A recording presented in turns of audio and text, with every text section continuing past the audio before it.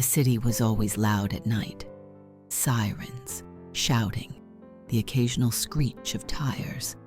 But this night, something was different. Jalen stood on the corner of 89th and Lenox, his hands deep in his hoodie pockets, eyes darting as blue lights danced across nearby buildings. They said trouble finds you if you wait long enough in Harlem. Jalen wasn't looking for it, but trouble didn't care. A patrol car pulled up slow, real slow, and the look in the officer's eyes wasn't about safety. It was about control. Where you headed?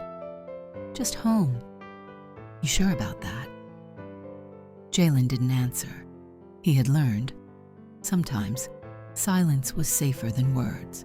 Then came the second car, then the third, and soon Jalen was on the ground, knees on his back, hands twisted behind him, the pavement cold against his cheek. No one had asked for his ID. No one had said he was under arrest. Somewhere, a neighbor watched through the blinds. A phone camera recorded. But no one opened a door. No one spoke. It was just another night. Another boy, another body pressed into concrete. And yet, it was only the beginning. The cell was small. No windows. A flickering light buzzed overhead. Jalen sat on the bench, arms wrapped around himself, as if trying to hold together what dignity he had left. No charges, no phone call, no explanation, just blank faces and muttered threats. You fit the description. A phrase he'd heard his whole life.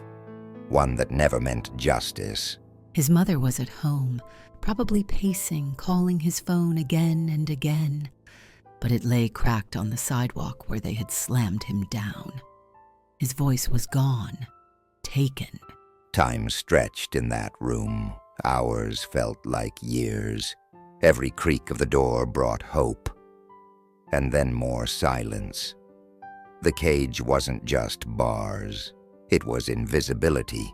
Across the city, protests murmured like distant thunder. People who looked like him, who lived like him, raised signs and voices. But here, no signs, no voices, just cold walls. He wasn't afraid anymore. He was angry, quietly, bitterly angry, not just at the officers, but at the silence that let them thrive. The silence of neighbors, of lawmakers, of justice. And somewhere in that silence, something began to grow. A voice, small, trembling but real. He didn't know what he'd say, but he knew this. Next time, he would speak. They didn't call him by name, not once, just the boy. Or that one, as if stripping him of identity would make it easier to forget what they were doing. But Jalen remembered his name. He clung to it like a shield. Jalen Isaiah Brooks. His mother had whispered it to him the day he was born, cradling him in her tired arms. He repeated it silently in the dark. Jalen, Jalen, Jalen. Every syllable was resistance. Every breath was defiance. When the door finally opened, it wasn't freedom that entered. It was another officer, this one younger, softer in the eyes, but still silent. He stared at Jalen.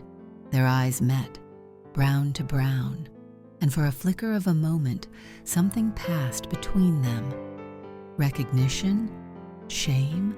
A memory of humanity? The younger officer slipped a bottle of water onto the bench. No words, just that. Then he turned and left, the heavy door clanking shut behind him. Jalen held the bottle, not drinking. It wasn't about the water.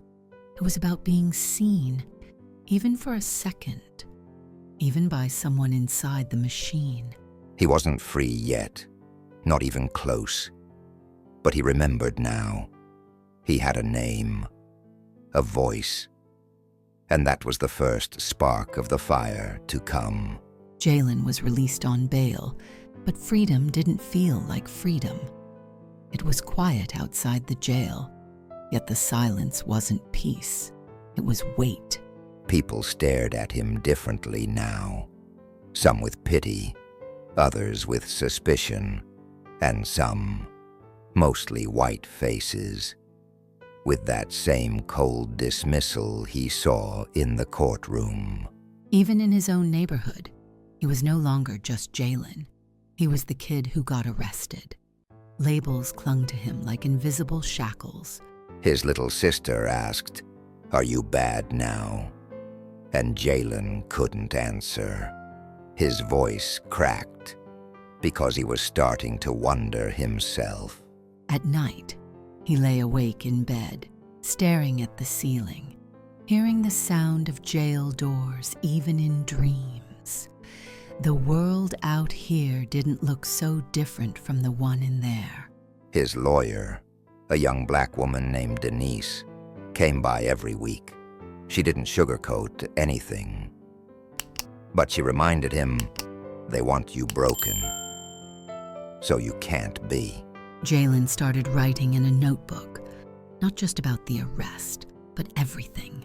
His anger, his fear, his memories, his questions, the silence of his teachers, the eyes of the cops. With every word, he pulled at the chains wrapped around his mind. They hadn't been forged in iron, but in looks, judgments, systems. But they were chains all the same. One night, he wrote a line he would never forget. "They caged my body, but they will not hold my voice." The whispers had grown. From silent glances in back alleys to murmurs in churches and community halls. Now those whispers became thunder on the streets. Rosa stood atop the courthouse steps, her voice ringing through the air like a bell long denied its chime. "We are not here to ask," she shouted. "We are here to claim what was promised: equality, justice, dignity." The crowd roared back in agreement, fists raised, eyes burning not with hate, but with unyielding purpose. Among the crowd stood Elijah, his injured hand clenched tight, no longer a victim, now a voice among thousands. Next to him, Maria held a banner that read, "We are the storm." And in the buildings where silence once ruled, windows opened, faces appeared. Some watched in fear, others with cautious hope. The city, once indifferent, was beginning to listen. It was no longer just a protest, it was a reckoning. The thunder had arrived, the protests had grown. What began as a whisper on cold streets had become a thunder that shook buildings and hearts alike. Yet amid the roaring chants and clenched fists, silence crept into the souls of those leading the charge. Jamal sat alone in the back of the community center, watching candlelight flicker against the wall. His phone buzzed, messages of support, of rage, of fear. But none of them quieted the storm rising inside him. "Are we really changing anything?" he asked quietly. "Or are we just screaming into a world that stopped listening long ago?" Across town, Lena wiped blood from her cheek after a police officer's baton had swung too freely. She had no time for doubt, only for bandages and courage. But even she, strong as steel, felt the cold sting of exhaustion. Nights blurred into days, faces into shouts, and grief into rage. The movement was alive, but its leaders were breaking. The weight of hope and history pressed against them, threatening to snap their spirits.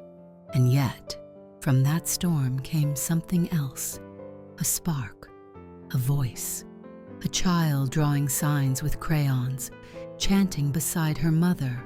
It reminded them the struggle was not just for justice, it was for tomorrow. The courthouse steps were quiet at dawn. A soft golden haze lit the faces of those who gathered, not shouting this time, but standing in solemn unity. Their signs were worn, their hands tired, but their eyes burned with resolve. Inside, the judge's voice was calm, yet heavy with the weight of decades. For the first time, accountability reached where silence had once ruled. The officers involved were found guilty, not just in the eyes of the law, but in the eyes of a country that had begun to awaken. Outside, Lena wept, not with sorrow, but with something rarer, relief. She clutched Jamal's hand, and he held hers, the crowd pressing in around them like a heartbeat made of thousands. Reporters spoke of justice, politicians spoke of reform, but in the eyes of the people, the truest victory was found not in speeches, but in each other. Because it had never been just one case. It had always been every name chanted in the streets, every tear, every bruise, every buried voice that now rose like thunder. And in the silence that followed, there was space, finally, for healing. Jamal stepped forward, not as a symbol, not as a leader, but simply as a man who believed. And Lena smiled beside him. "We are not finished," she whispered, "but we have begun something no one can undo." And the echo of that morning, of hope, of reckoning, of love, would carry into every tomorrow that followed.